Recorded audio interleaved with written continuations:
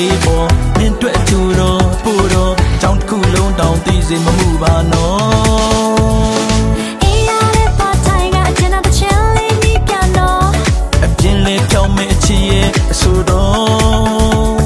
အတန်ပြီးသွားတဲ့အချိန်ပြန်ပို့ဆောင်လဲနော်အချစ်ရဲ့ဘေးမှာကလေးလေးလိုပဲပြော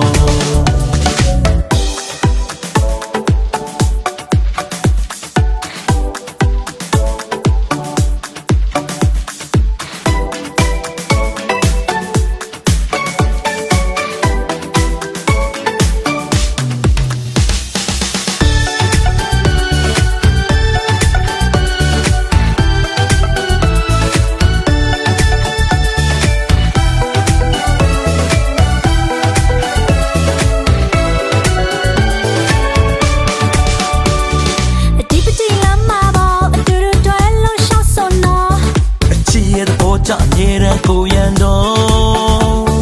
တယောက်လက်တယောက်ချိတ်ခါရည်စရာလေးများပြောပြနော်အချစ်ပြောမျိုးအောင်လုံးမဲ့လူရှင်တော့ကြောင်ကန်တဲ့စားရဲ့အချစ်တော်လေးများကိုလည်းနော်ယူဆိုင်တဲ့အချစ်ရဲ့အဝဲတော့လိုက်လုံးမရတဲ့စားတွေလာပြပေးဖို့မမင်းနဲ့နော်ချစ်သူအတွက်ဆိုကတိကလိုပဲတော့